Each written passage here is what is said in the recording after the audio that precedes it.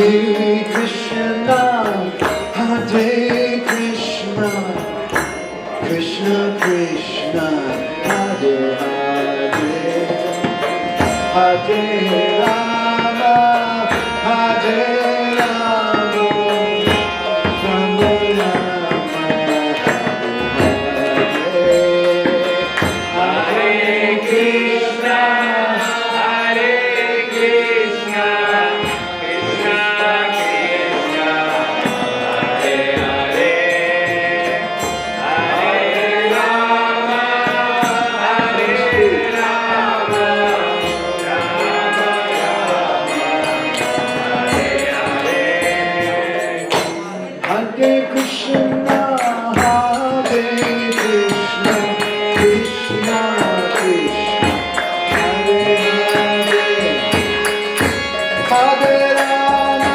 Hare Rama,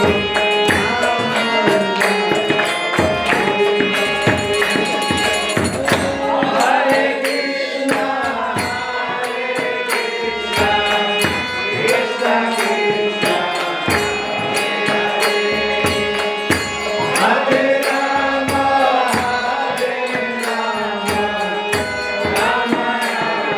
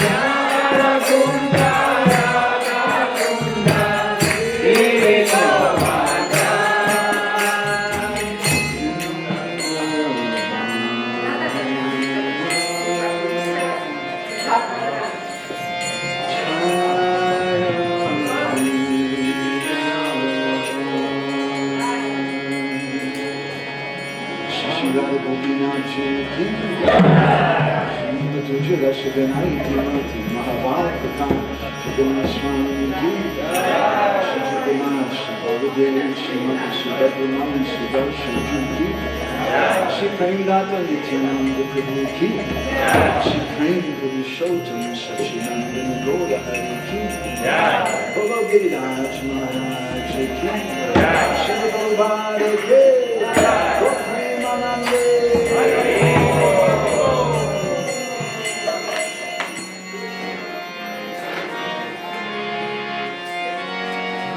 Om Namo Bhagavate Vasudevaya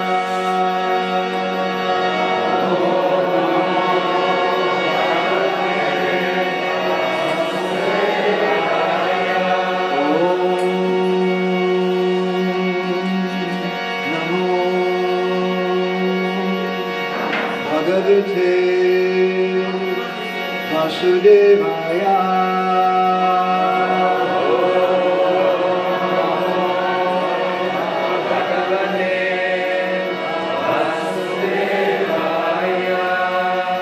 Om Namo Bhagavate Vasudevaya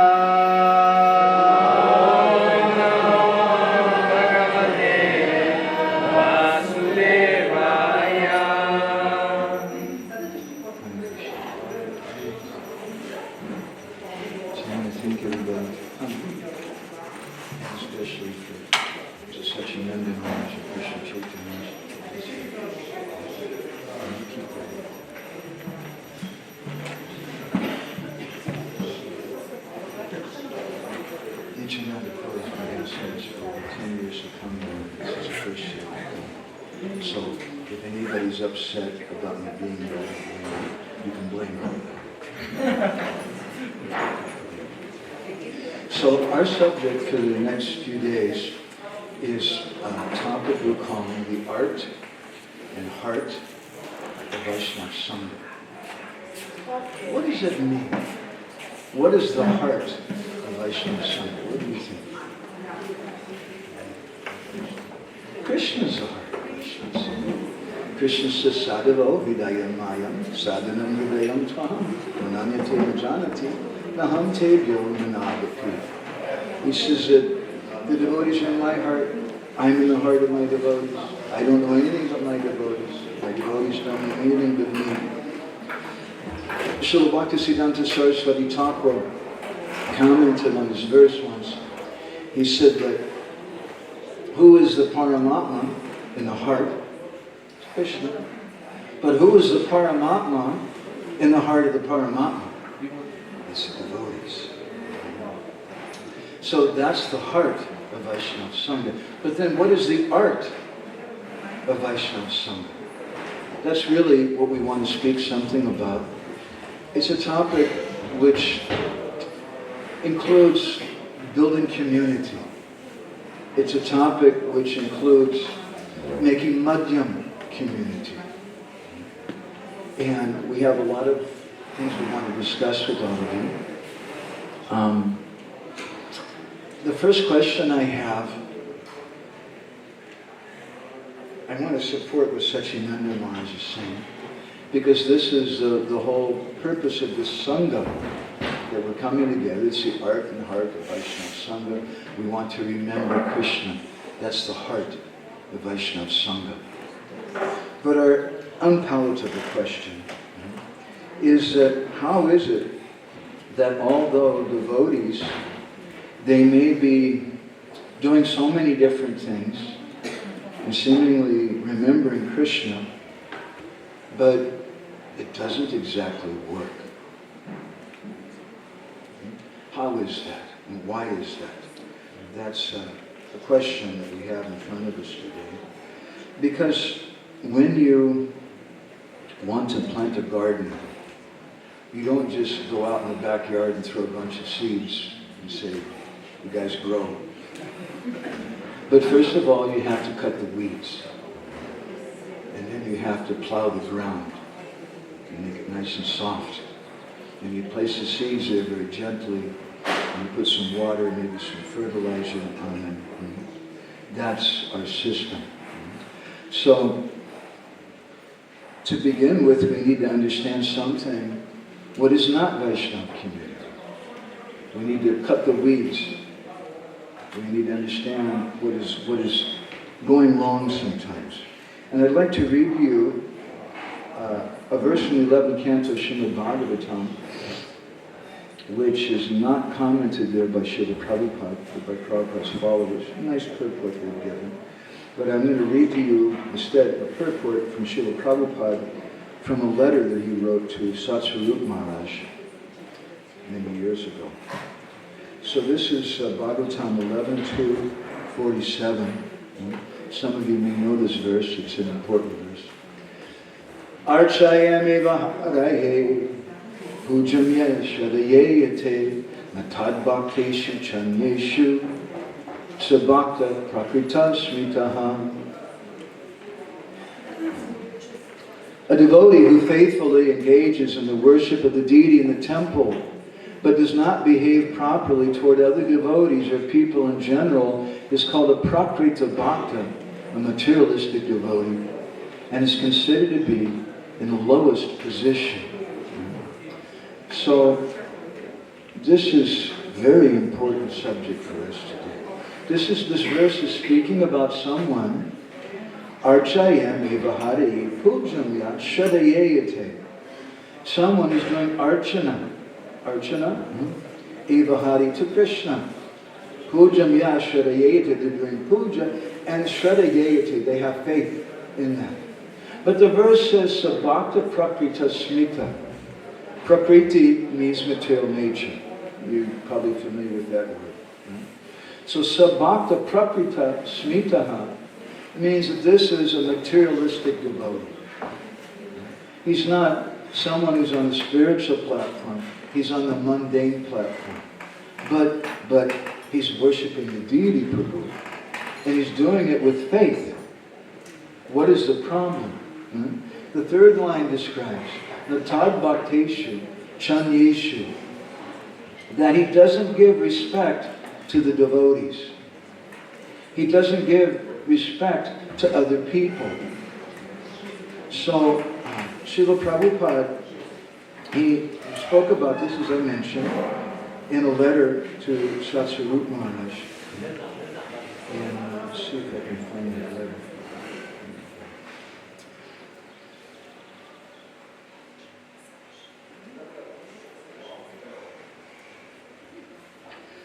Prabhupada said in that letter that we should not remain prakrita bhaktas. We should not remain materialistic devotees. We want to come to a higher platform. And we need to do that for Srila Prabhupada and for ourselves. Otherwise, we want to remember Krishna, but we're not able to remember Krishna if we don't remember Krishna's devotees. As I was telling a friend earlier today, what if I told you, came running in to the room, and I said, Prabhuji inside, what's your name? Doyle. Diane. And I said, Diane, oh my God, it's amazing, Diane. Krishna just sent me. Krishna's outside right now. He's waiting for you. He wants to talk to you. I said, Diane, what are you going to do? You're going to go there, really? Does that sound good? Everybody agree with that? I won't go there. I'll go to find my Guru Maharaj. And I'll put my Guru Maharaj in front of me. And I'll go with him. Because if I go to Krishna by myself, what am I going to say to him, as I was mentioning earlier? How's the weather in Vrindavan? How are the gopis doing? Everybody's health good? What am I going to say to him? I don't know anything. Therefore, in the Adi Purana, Krishna tells Arjuna, Ye me bhakta jana parta, na me bhaktas tate jana, hamad bhaktanam chaye bhaktas te me bhakta tamo mataha. Krishna says, You know, there's a bunch of people running around. Maybe you've seen some of them. They have these t-shirts that say, there's a big heart, I love Krishna. Krishna says, who are those guys? I don't know who they are. Krishna says, they're not my devotees. Ye me bhakta jana parta, na me bhaktas tate jana. He says directly, those people who say they're my devotee, they're not my devotee. But man bhaktanam chaye bhaktas, te me bhakta tamomataha. That person who's a devotee of my devotee, he's my real devotee. And that's the purpose of the sanga, right? We can have a Serbian summer camp, right? And just one person comes. Right? You come by yourself, and you sit here, and you remember Satchidananda Maharaj's Katha.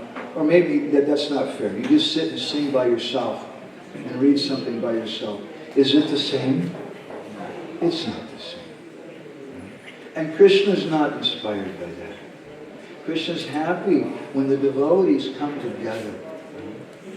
And even though someone may be worshipping Krishna, and they may be chanting Hare Krishna, they may be chanting 64 rounds a day, they may be chanting 3 lakhs of names a day.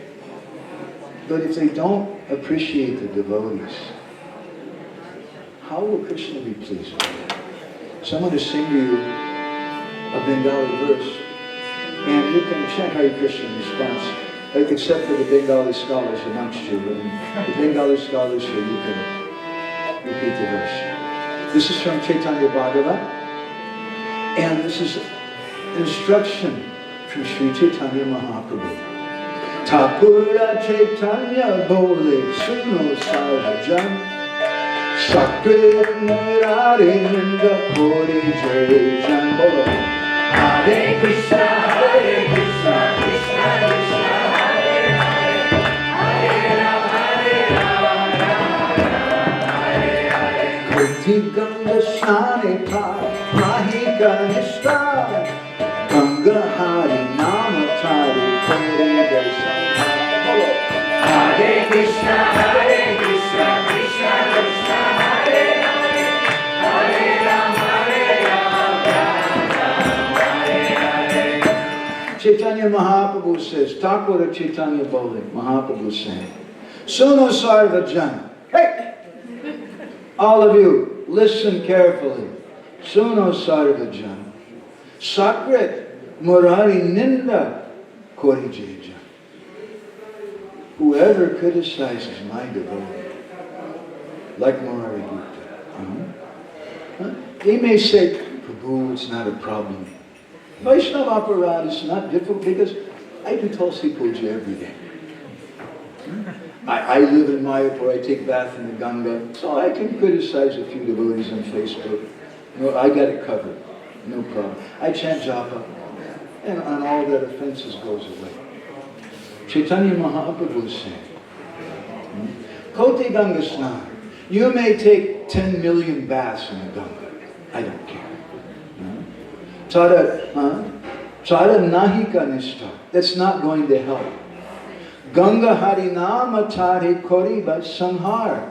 He said, I'll destroy that person through their baths in the Ganga and through their chanting of the holy name. That's a little scary, isn't it? We should think very carefully about it. Because as Srila Prabhupada described in one lecture in 1972 in Vrindavan on nectar devotion, Prabhupada said that Krishna means devotees. Krishna's not alone. Just like when the king comes, it's not like the king is going to walk in by himself, hey, how's it going? But when the king comes, his guards come, army comes, his wife comes, maybe he has a few wives, they all come, his children come. He has some bards, people who sing about him ahead of time. He has cooks who come for him. He has such a big entourage. You can't separate him from that entourage. We can't separate Krishna from the devotees. In one lecture in 1969, in Los Angeles, Srila Prabhupada was speaking about Madhyam Adhikaris. Madhyam Adhikari means a middle class devotee. And he said that just as we should learn to love Krishna, we should also learn to love the devotees. And Prabhupada said, our society is devotees. Now I know that may sound a little depressing sometimes, but not that devotee. But it's all the devotees. There was a movie I remember years ago called The Good, the Bad, and the Ugly. That's us. Some are good, some are bad, and some are also ugly. But that's our sanga. And it's always been like that. During the time of Srila Prabhupada, during the time of Srila Bhaktisiddhanta, during the time of Chaitanya Mahaprabhu, there were devotees like Madavananda Puri's disciple, Ramachandra Puri, who were always running around and just criticizing everybody.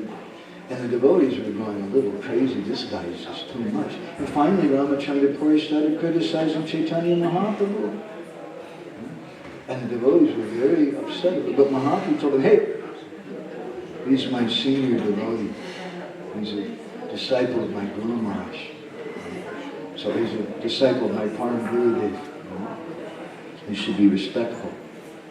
That's Vaishnava Sangha. The good, the bad, and the ugly. And even if you go to Vrindavan, this may come as a shock to you. But in Ujjvala Nilamani, Rupa Goswami says, not everybody gets along. There's different opinions. And you even have people like Kutila, who are finding fault all the time and criticizing Krishna. But that adds something to the melody. And it adds something to our sangha. So we'd like to understand something about this. And how Chaitanya Mahaprabhu is teaching us this. That you may think, no problem, I'm taking bath in the Ganga, I'm living in Mayapur.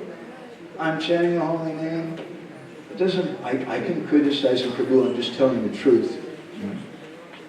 There's a description, a standard definition of what sadhu ninda is. It's given by Sridhar Swami in his Bhavarta Deepika commentary on the Bhagavatam in the 7th canto. And he says, Nindanam dosha kirtanam. That ninda, or fault finding, means, this is a definition, Nindanam dosha kirtanam. It means to speak about or do kirtana of someone's dosh, or someone's faults. That's what ninda means. And the faults may be genuine. I saw Prabhuji eating prasadam in the bathroom. Oh my God. Huh? And everybody gives respect to him. I'm going to write about it on Facebook with a picture of him taking prasadam in the bathroom. Everybody will criticize him. Even if it's true, maybe he has to take some medicine or something. I don't know. It's not my lookout. Chaitanya Mahaprabhu is therefore told the devotees, again in Chaitanya Bhagavat, Anandika hoye je Sakya Krishna bole, Satya muni tare udari bole. Hare Krishna, Krishna Krishna, Hare Hare, Hare Rama, Hare Rama. Mahaprabhu says, I know it's a little complicated, 64 angas of bhakti, and there's 32 seva aparads, and there's 10 nama. It's all complicated, right? Chaitanya Mahaprabhu says, look, I'll give you a sale, one-time sale. Just two things that you do. And Udari Boheli, I'll deliver you. In fact, it says, Satya Muvitari Udari Boheli. The word Satya means, Satya has several different meanings in Sanskrit and Bengali. One meaning of Satya is, this is the truth. So he's saying twice, Satya Muvitare Udari Boheli. Twice he's saying, I'll deliver you, this is the truth, I'll deliver you.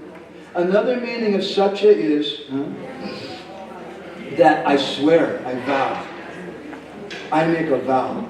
Chaitanya Mahaprabhu, the Supreme Personality of Godhead, he's making a vow. If you just do one thing, one yama and one niyama, one thing you do and one thing you avoid, then udari bohe, I'll definitely deliver you. Anandika hoye. He says, oh Krishna. He says, don't criticize anyone. And Sakrit Krishna Bol. Chant Krishna's name. And everything will come. Just we do those two things. Now, I know what he's thinking. I know what you're thinking. He said, yeah, but that means that someone is really a devotee. I know someone. He once said, you know, vaisnava parad is very difficult to do, actually. Because first of all, you have to find someone who's really a Vaishnava. And none of them are Vaishnavas. So I can say whatever I want about them. Right? That was his move. I don't recommend that. Chaitanya Mahaprabhu, so he spoke this verse, beautiful verse. Anandika hoye Sakra Krishna Boli, Satya Satya Muitare Udari Bohili. Just these two things. Anandika hoye, don't criticize anyone. Sakra Krishna Boli. Chant Krishna's name. But you have to do both of these things. And then Satya Satya Muitare Udari Bohili. So then Mahaprabhu knows what he's thinking. Yeah, but who's really a devotee? Mahaprabhu says in the next verse, he describes who's really a devotee. All right. He explains a little more about it. Jaya Mara Dasha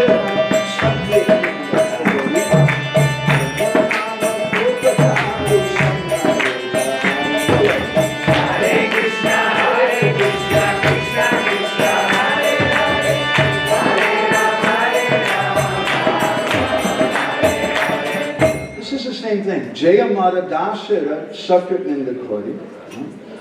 That Moranama Kopataru Sanghare Tahari. That whoever Jaya Mara Dasa, whoever Jaya Amara, my Das, my servant, Jaya Mara Dasa Sakrit Nindakori, whoever criticizes my servant, my Das, Moranama Kopataru Sanghare Tahari. I'll destroy him with the holy name. Does that sound nice? Does that sound fair? I mean, we can be honest. Is that fair? Is that really a nice thing? I mean, come on. We chant the holy name, we're going to get destroyed by the holy name. That's not very nice, is it? But ask yourself another question. Does Krishna ever destroy some persons? No. I read in this book, I saw you guys have copies of it here too. It's called Krishna Book. And there's a whole lot of people that Krishna really beats the hell out of them. You know? Starting out with Putana, and Chakra, and Trinavarta, so many demons that he kills. What happens to those demons? They get deliverance. Really? Do you want that kind of deliverance? So it's really cool when you just do something against Krishna, the devotees, Krishna comes and kills you. Go back to Godhead. Is that right? No, you don't like that. What's wrong with that? Nothing's wrong with that. You like that idea too. It sounds like a good deal, huh? All right. It's easier. All these rules and regulations. Just be a demon. At least I'm honest with you. Right? What happens to those persons who are killed by Krishna? He says they get liberation. But there's different types of liberation. They get Kaivalya Mukti. And Chaitanya Mahaprabhu says Kaivalya Narakashita. That mukti, that kind of mukti, that Kaivalya Mukti, that impersonal liberation, that's hell. I'm sorry. She had her hopes up. I might be onto something really good. I just be a demon. It's great. Get up at 12 o'clock in the afternoon, when Larky, do whatever I want. It's a great program. I'm really sorry to disappoint you. So that's Krishna. When Krishna kills the demons, they get that Kaivalya Mukti. So here when Chaitanya Mahaprabhu says, Mora Nama Kopatari Sanghare Tahare, I'll destroy anyone who, Jaya Madadasa, who criticizes my devotee.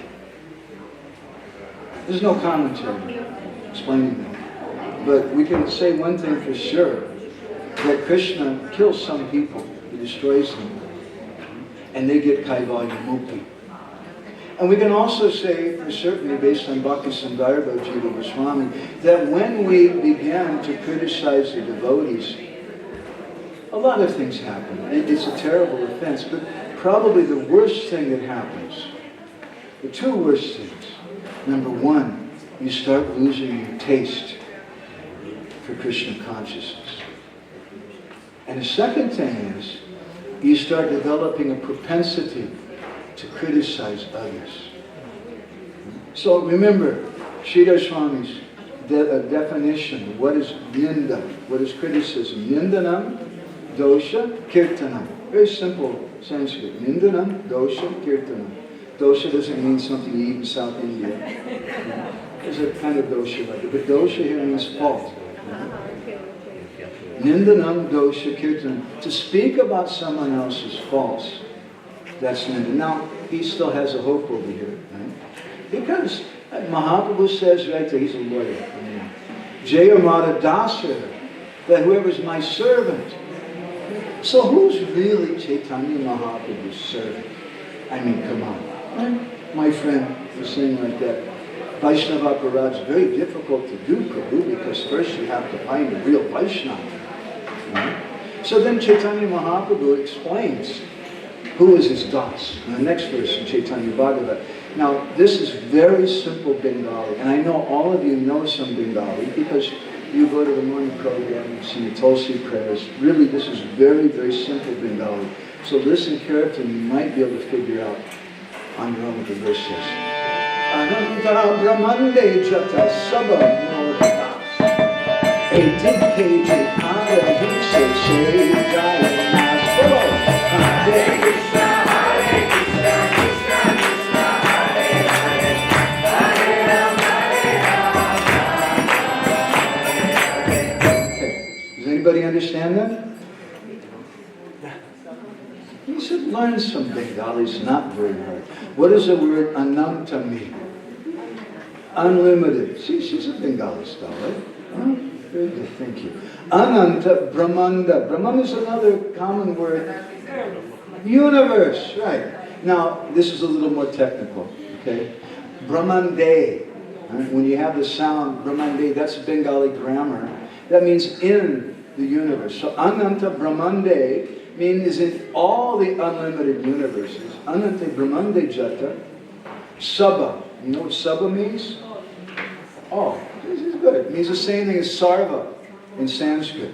Ananta Brahmande Jata Sabha Mora. Who knows what Mora means? Actually, Mora is an Odia word. It's not a Bengali word. It means mine. Mora, in Bengali, anyways, different. They say Amar. But Mora is Paka Odia. Ananta Brahmande Jata Sabha Mora Das. I'm sorry. He had his hopes up. But Chaitanya Mahaprabhu says everyone,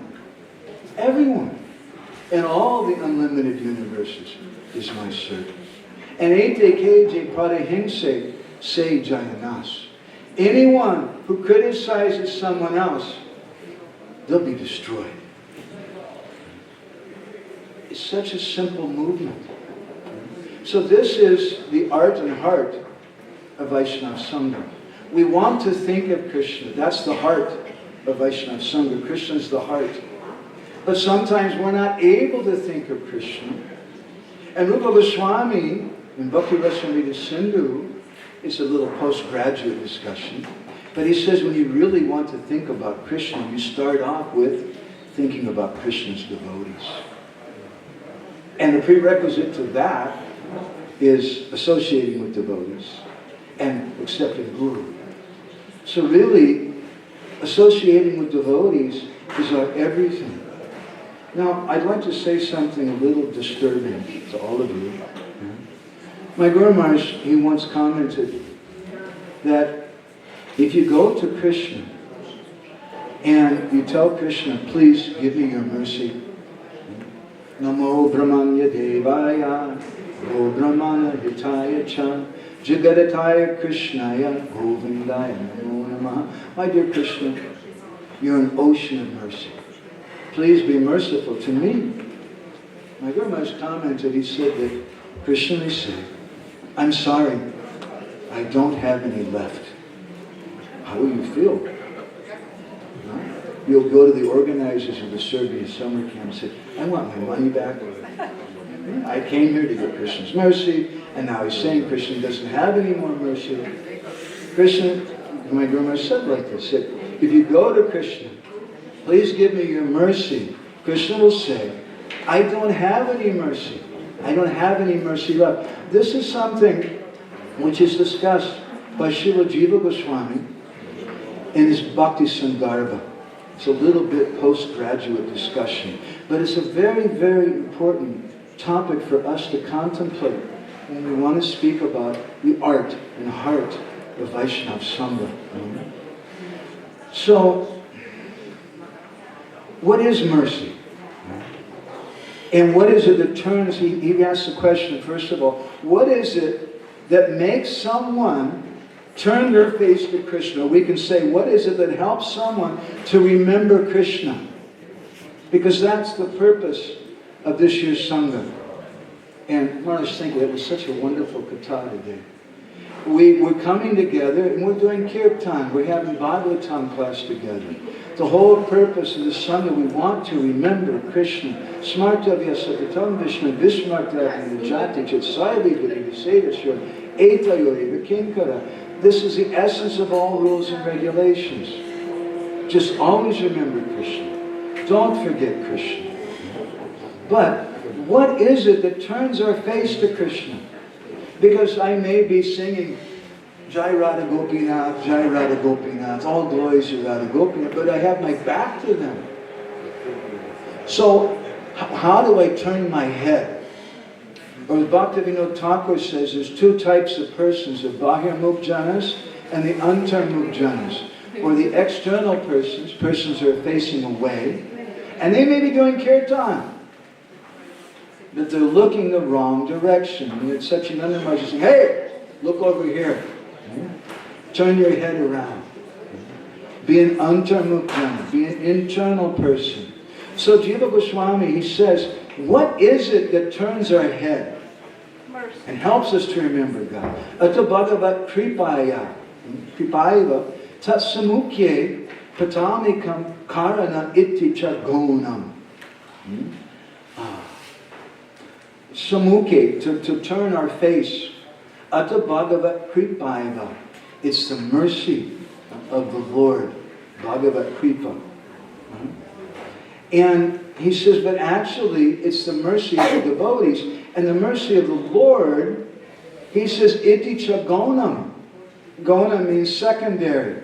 It's the mercy of the Lord, which is secondary. And it's the mercy of the devotees, patamikam, which is pratam, which is primary. So then what is mercy? Kripa rupas cheto vikarohi paradukka shaswa chetasi sparshe satyeva jayate. Mercy is something which moves your heart. But your heart, it only occurs, he says, when the suffering of someone else touches your heart. We just came from Ukraine. And we were doing a program there with Niranjan Maharaj and Bhakti Chaitanya Maharaj for a week with 1,200 ecstatic Ukrainian devotees who were crying. And the devotees were so grateful that we were coming. And I told them, I'm sorry, but you guys got it wrong. You're thanking me for coming here, but the real fact is, Krishna Kuni and I came here to get your association. Because when we hear, and we're hearing about the devotees here, one family, they don't sleep in their bedroom because shrapnel sometimes comes through the windows at night. And so they sleep in the hallway of the apartment building with their children. Can you imagine raising children like that? And other devotees who haven't slept for weeks because the Russian army chooses to send their missiles in the middle of the night. So when we hear something about that, it touches our heart. And that feeling of the heart, that suffering, when it touches our heart, that's the beginning of mercy. But Jiva Goswami says there's a problem. Tashatusada paramanandaika rasanot vena pahata kamasat vena chashruto jiva vilokshanatatva sadanat. Krishna Satchidananda. He never has a bad day. He doesn't know what it means to have body odor. He doesn't know what it means to have a toothache. He doesn't know what it means to suffer pain. He's always ecstatic. He's always happy. And Jiva Goswami discusses this in several places, also in Paramatma Sandarbha. He says that when we suffer, that suffering enriches us. It enriches your character. And we can look back, especially older devotees, Prabhuji's nodding his head, yes. He knows.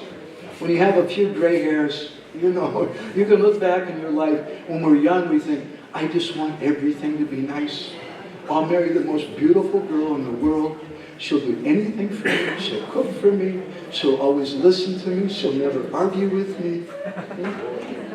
And it doesn't exactly work like that, does it? And we suffer. And she tells us one day, you know, Prabhu, it's been really nice the last 5 years, but we can still be friends. And then there's a knife in your heart, and you feel so hurt. But that pain is something which helps you. Just like they have a saying amongst the weightlifters in America, no pain, no gain. When you have some pain, you can gain something. We gain experience. Ladies can go and speak to a lady who's pregnant. It must really hurt. I understand. But if you've never had a baby, no, you don't understand. You just have some theoretical idea about it. But when you've gone through that, when you've lost someone, when you've lost your parents, when your Guru Maharaj leaves this world, you can speak to people who've had a similar experience. You understand their pain. That's something that's a gain for you. Because you can understand their suffering. You can be a vehicle for their mercy. But Krishna, he doesn't have that. And Jiva Goswami says, Krishna doesn't have mercy. Because Krishna never suffers. Suffering out of it can't touch his heart. Just like darkness can't touch the sun. Now, if I tell all of you that, you're going to be very disturbed, very disappointed, isn't it? Why am I chanting Hare Krishna? What am I doing? Is everything a waste of time? No, no, no, no. Krishna has an ocean of mercy. But we're looking in the wrong place. That ocean of mercy, Jiva Goswami says, is his devotees. Because the devotees, even the devotees from the spiritual world, the Srup Shakti, Krishna Pushta Parika, the eternal associates of the Lord who descend to this world, they have to take birth. And it's really not very fun. That's why those babies cry. And when you're a little baby, he's so cute, but the baby's crying. Why is he crying? Because the insects are biting his body. Because he's hungry. Because he's past stool or urine. And nobody understands. Sometimes a mother understands something, but she can't understand everything. The baby has some colic, he has so many, and nobody can understand it. There's so much suffering inherent in this world.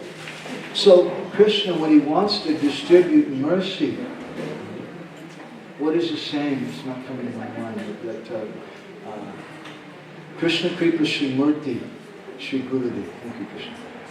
Just, she reminds me. Krishna Kripa Srimurti Shri Gurudev. The embodiment of Krishna's mercy is Gurudev.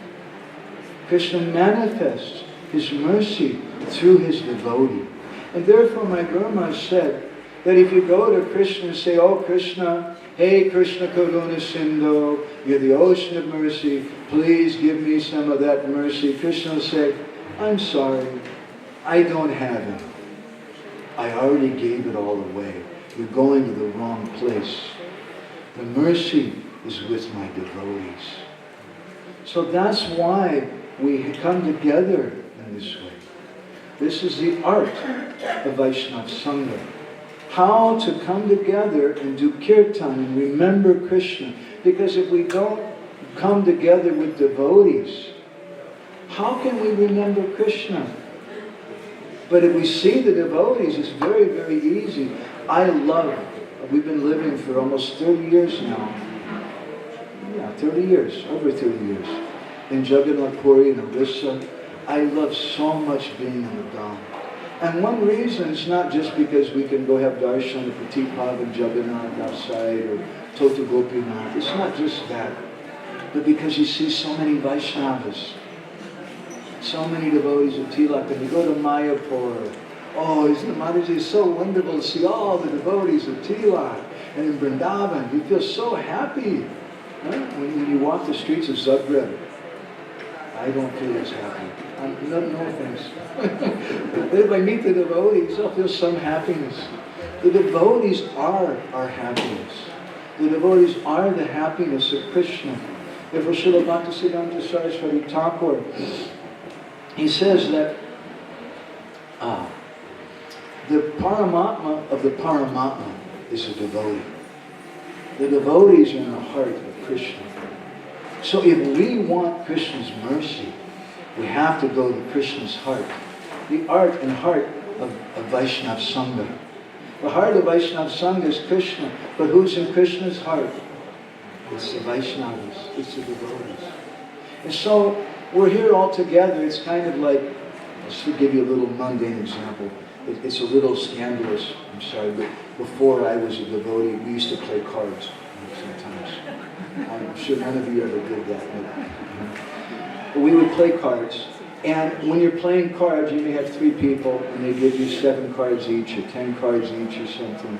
And you can only play according to whatever cards you've been given, whatever you've been dealt. Now, if you pick up the cards and say, I don't like this, I won't accept these cards, then you can't play the game. So we can look around the room. It's a good chance. Look around the room. Okay? Look at everybody in the room. These are the cards we've been dealt. The good, the bad, the ugly. I'm the ugly. I'll volunteer for that position. And this is our Vaishnava Sangha. And if we want to play the game, Bhakti Stu Bhagavad Bhakti Sangena Parijayate, it's described in the Brihad Naradiya Purana that the way to get bhakti is through the mercy of the devotees. Bhakti Stu Bhagavad Bhakti Sangena Parijayate. It's the mercy of the devotees which give us bhakti. In Chaitanya Charitamrita it's described that Krishna Bhakti Janma Mula Hoya Sadhu Sangha. That the birthplace of Krishna Bhakti is Sadhu Sangha. So sometimes we think, but I don't like these devotees. They're not really sadhus. And it's a fact. We should aspire. Srila Prabhupada in one lecture, he said that real bhakti is Raganuga Bhakti. Spontaneous bhakti. Maybe I'll read this to you in a day or two, just from my memory, this statement. And he said we should always aspire to associate with very advanced devotees, with Uttama Adhikars. If we're satisfied, I used to be in charge of training the new devotees in Los Angeles. And there was a kind of common quality that I saw in many of them. They would join, and it was hard. They had to shave their head. They had to give up television. They had to give up their girlfriend. They had to give up their jeans and their music collection and move into the temple. And I found a lot of them, they were kind of, is there anybody around who is like in Maya that I can hang out with? Who likes television shows and likes girls? They're all kind of looking for somebody like that. somebody they would be comfortable with. So we should look for people that we're uncomfortable with. Srila Bhaktisiddhanta Saraswati Thakur, he says that the sadhu is that person who makes us reveal what's in our heart. And then he takes it like a goat on a sacrificial block, and he takes the knife of harsh words and he cuts. And that's the meaning of sadhu. Sadhu means a saintly person, but in Sanskrit the word sadhu also means someone who cuts. So we want association with more advanced devotees. If we only associate with people on our comfort level, it's okay. It's not so bad going to see the movies. We go to see Star Trek. I'm really old, you can tell. We go to see Star Trek. But it's okay. I'm with Prabhuji. He brings his Madanga. Okay.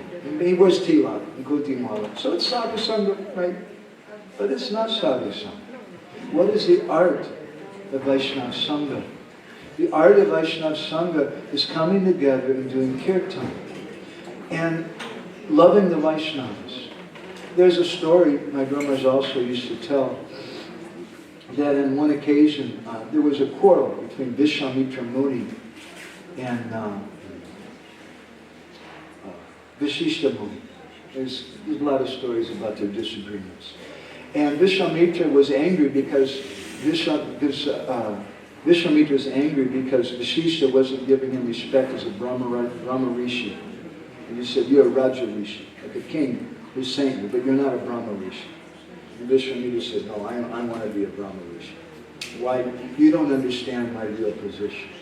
Sometimes devotees think that, Prabhu, you don't understand my position. If all the devotees would just understand my position and take instructions from me, then I'd solve all the problems in the whole society. Sometimes we think like that, isn't it? So Vishwamitra Muni was a little bit like that.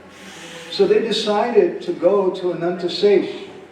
Ananta Sesh speaks Bhagavatam. He's an incarnation of the Lord. And he can decide who's really qualified, who's really a Brahma Rishi. So they went to Ananta Sesh and said, look, is Vishwamitra, is he a Brahma Rishi or is he just a Raja Rishi? Which is he? And Ananta Sesh said, look, I kind of have a headache right now because they got this universe on top of my head. It's a little heavy and I can't really think so clearly.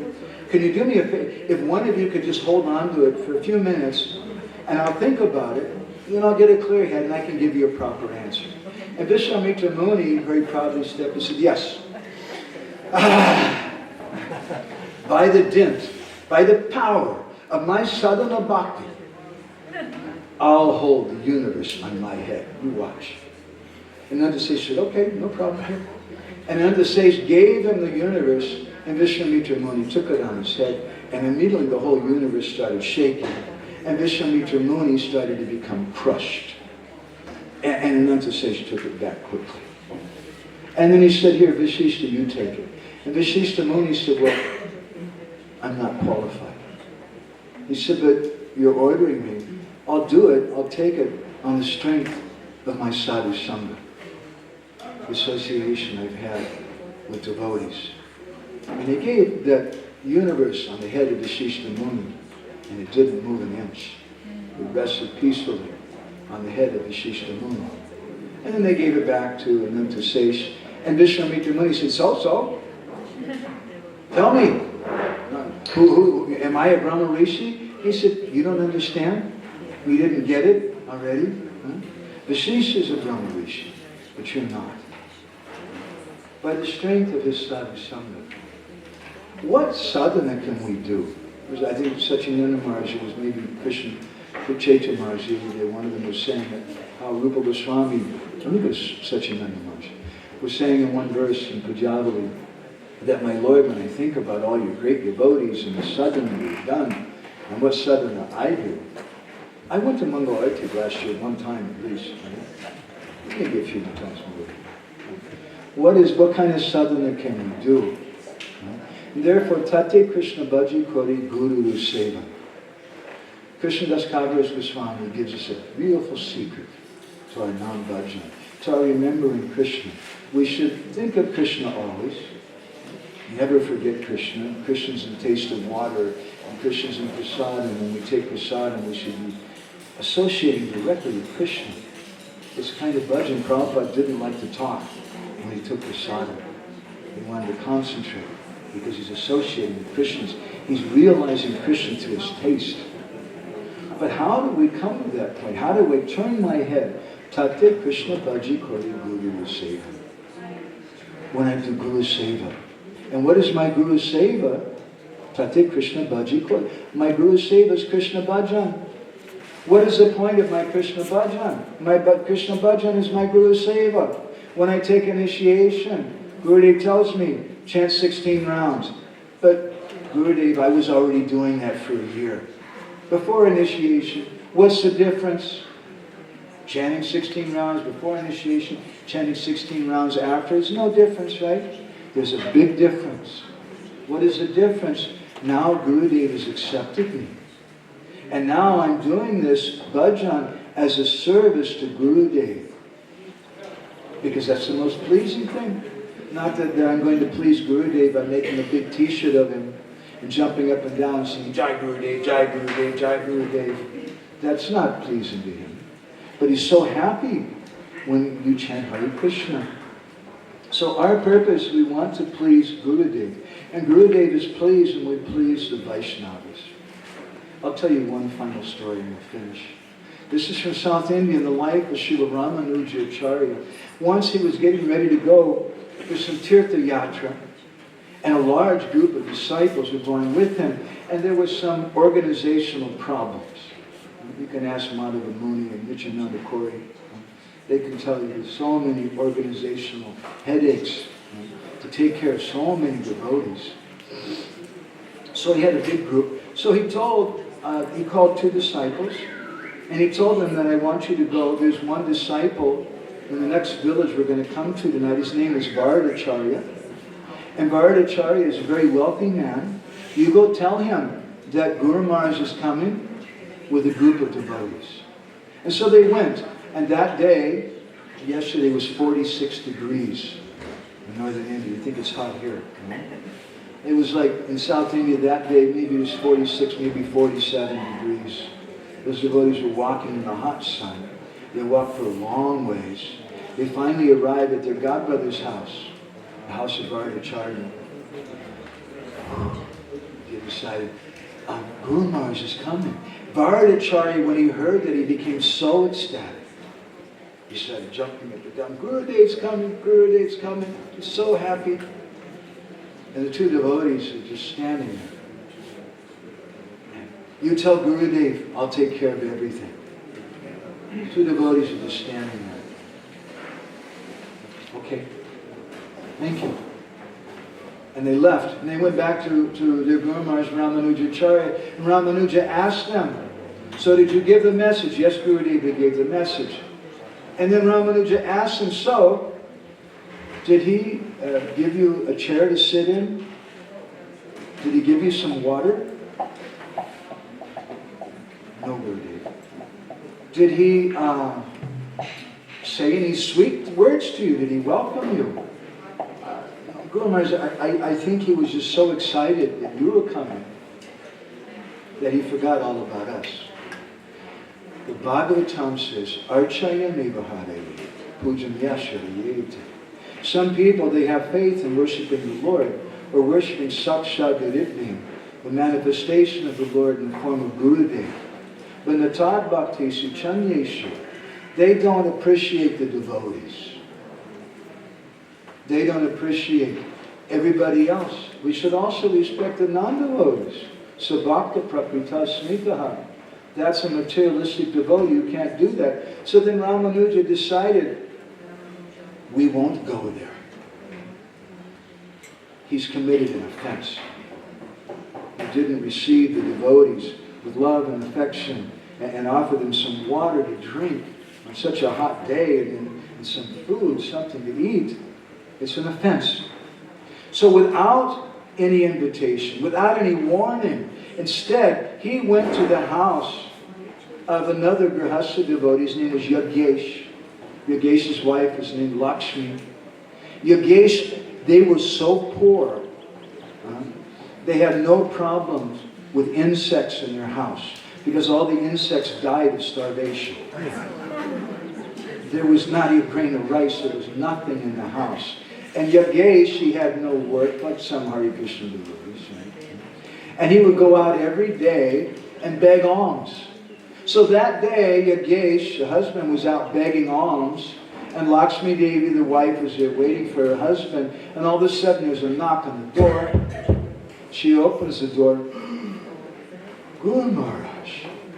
And a whole group of devotees, 50 devotees. Oh my God. Guru Maharaj, please come in. Everybody, please come in. Please have a seat. Let me give you some water. I'm so happy you're here. We're going to arrange for some prasadam for you. Just wait a few minutes. And she's thinking, what are we going to do? Sometimes my husband, he goes out and begs, and he comes back and he brings me a handful of rice. And we've got 50 devotees here today. And then Lakshmi Devi, she remembered something.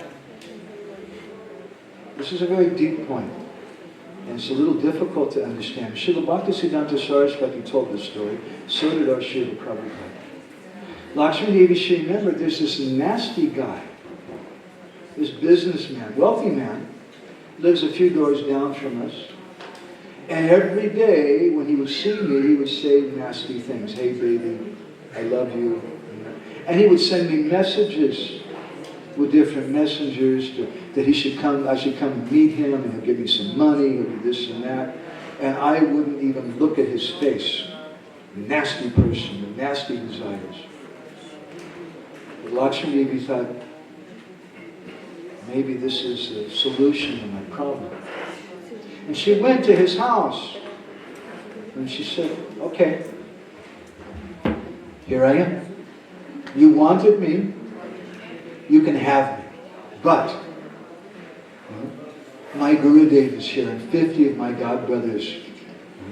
You please give me some nice foodstuffs that I can feed them. And then tonight, I promise, I'll come to you, and you can enjoy with me in any way that you want. She said like that.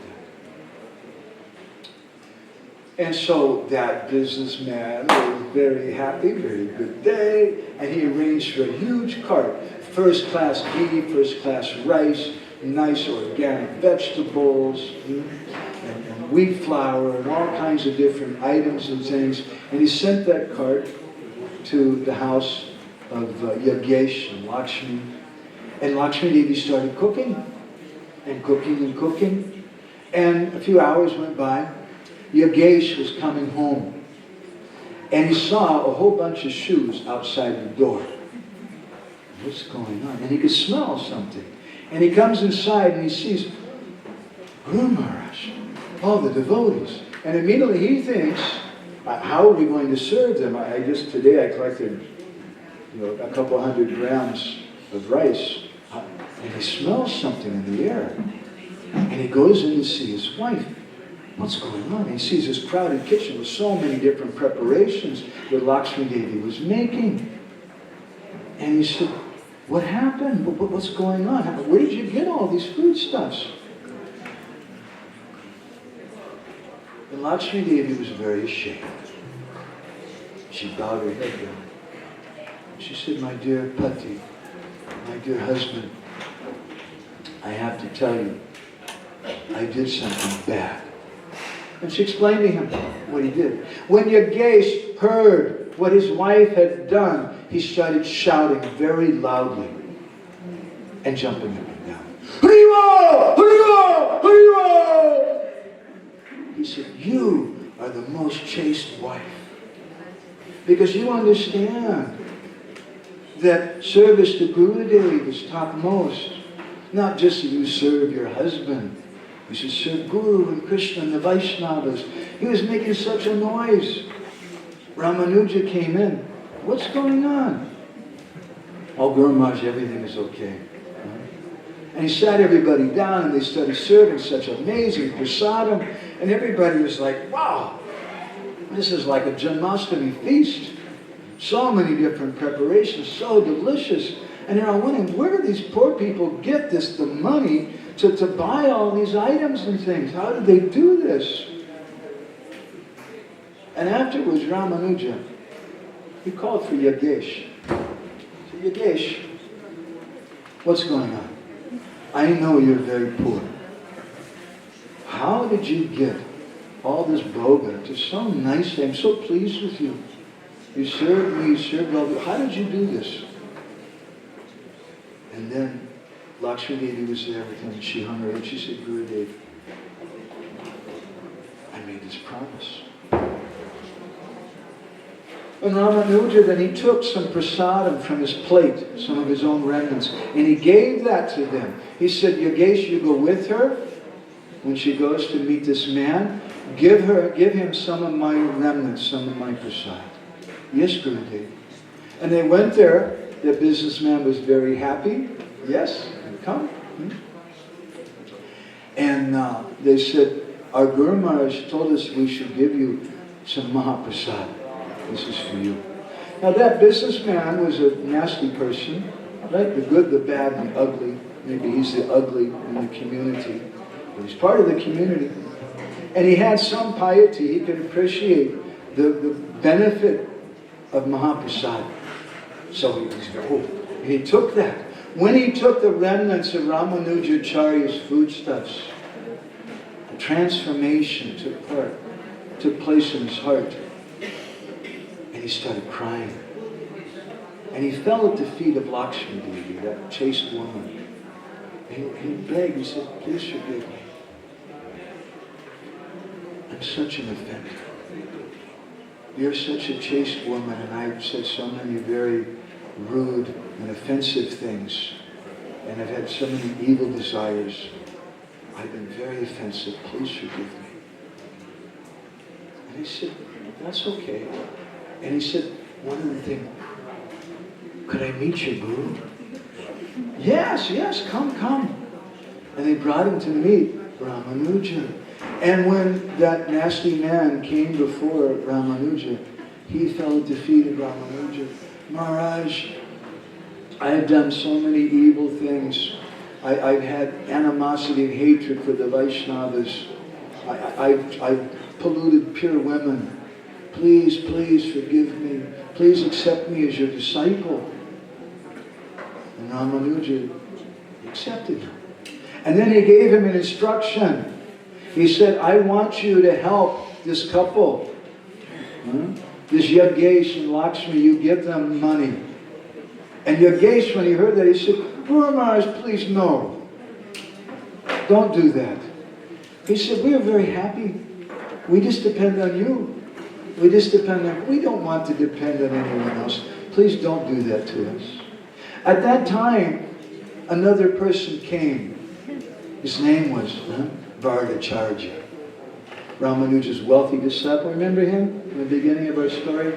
Ramanuja sent 2 disciples to him. And Vardacharya came, and he could understand everything immediately.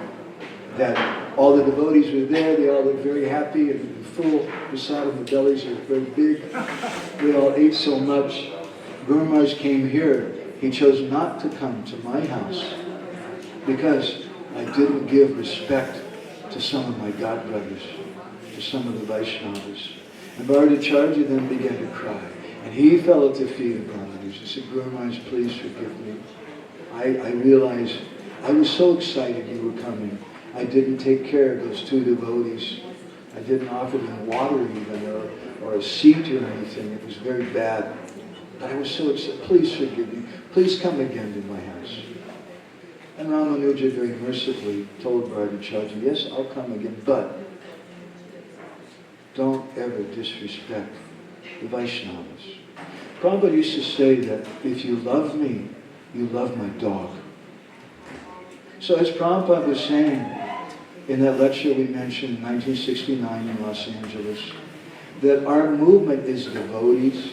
Just as we love the Lord, we should also learn to love the devotees. And Jiva Goswami in Bhakti Sundarbha, he explains that This is what helps us to turn our head to Krishna.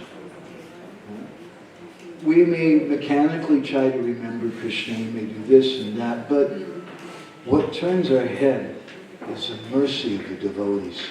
And Krishna himself doesn't have that mercy, Jiva Goswami says. He says that mercy is with my devotees. That mercy is my devotees. So we'll go ahead and stop there. Maybe we'll just chant for another couple of minutes. This is our system. We should chant, and then we have katha, and then after you have katha, then you chant again, because that second kirtan, it's infused with the feelings and the stories, the ideas we got from the katha.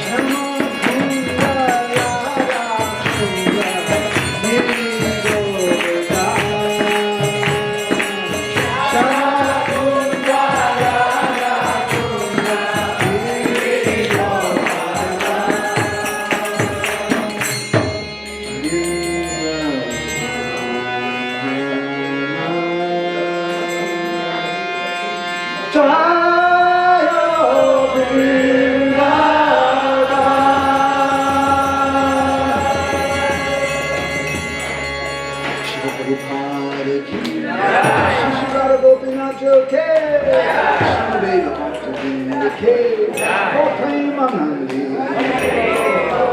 Manchagopadharubhascha, Kripa Sindhu Vyevascha, Patitanam Pavane, Vaishnavibhyo, Vaishnavibhyo.